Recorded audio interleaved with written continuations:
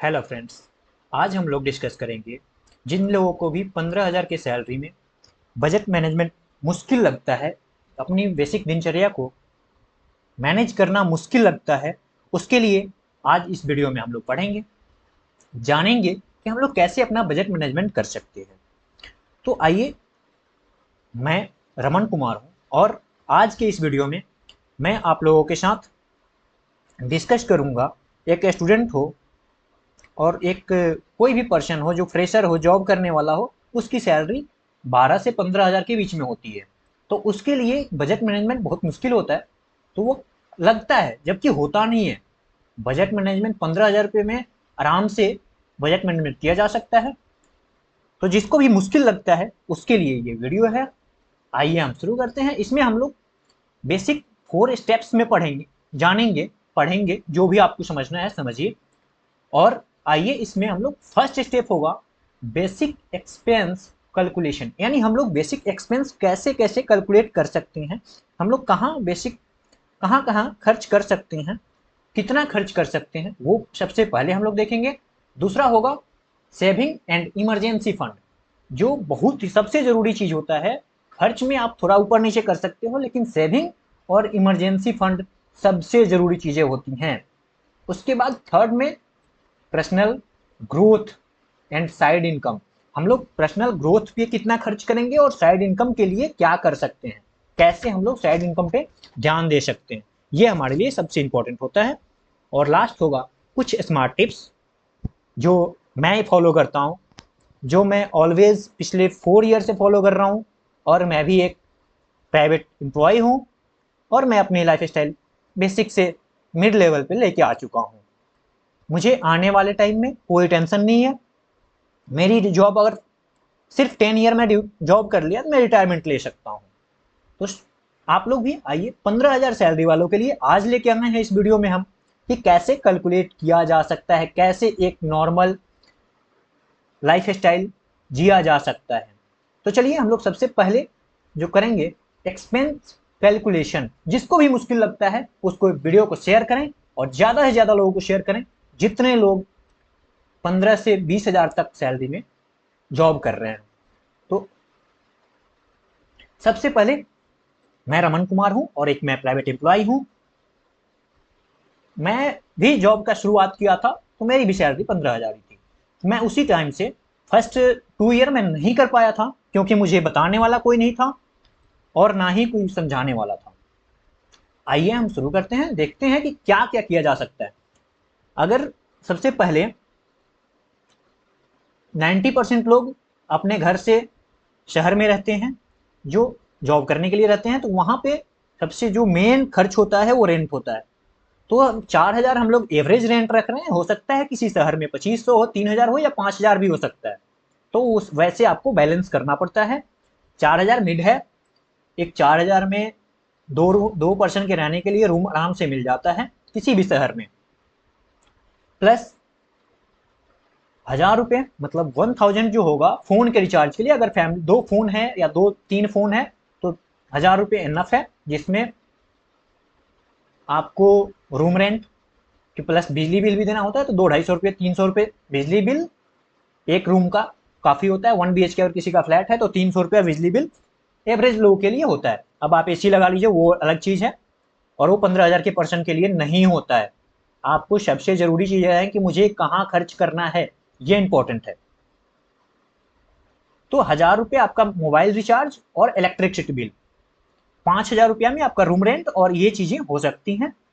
आप जहाँ भी रूम लेंगे वहाँ पे बगल में कंपनी तो होगी नहीं, तो 1,000 रुपये मंथ का ट्रांसपोर्टेशन।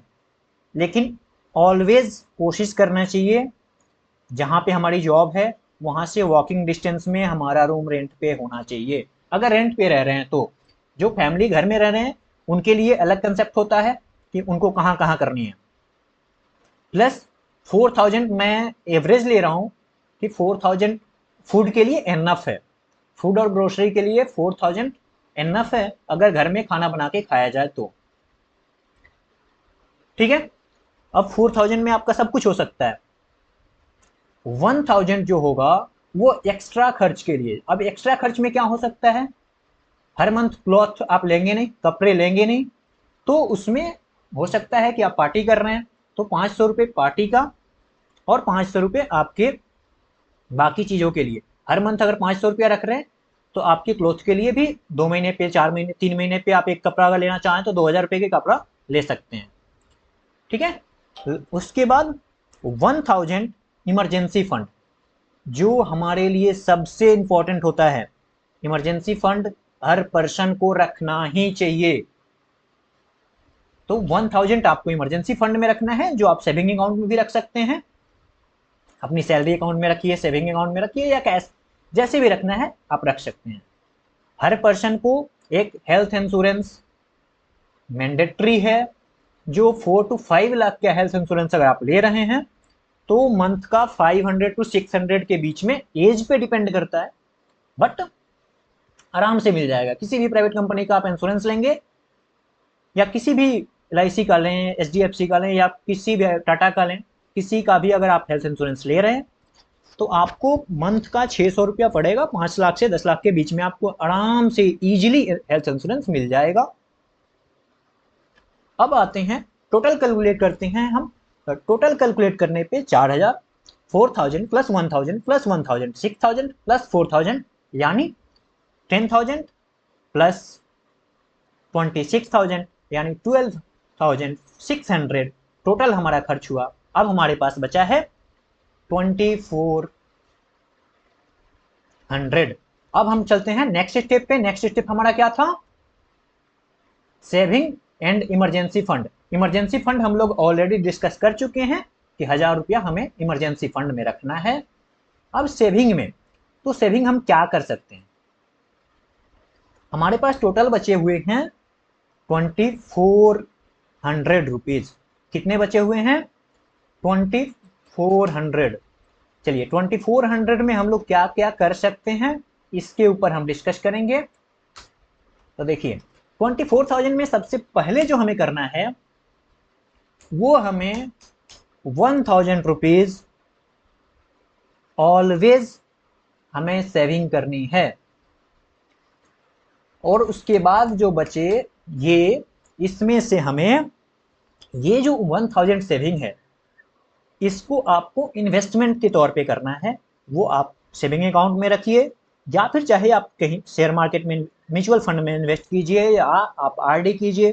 कोई भी ऐसा इन्वेस्टमेंट करना है जिसमें आपको मिनिमम 8% ईयरली इंटरेस्ट मिल सके। तो सेविंग को ऑलवेज ध्यान रखना वाली चीजें होती हैं कि मिनिमम 8% की रिटर्न आपको मिलनी चाहिए। आप उसको म्यूचुअल फंड में रखिए। मैं सजेस्ट करता हूं कि आप इंडेक्स फंड में ऑलवेज उसको रखिए। इंडेक्स फंड क्या होता है, कैसे काम करता है, इसके लिए हम अलग वीडियो बनाएंगे, हमारा अलग वीडियो है, उसमें आप समझ सकते हैं, उस वीडियो पे जाके देख सकते हैं। ठीक है।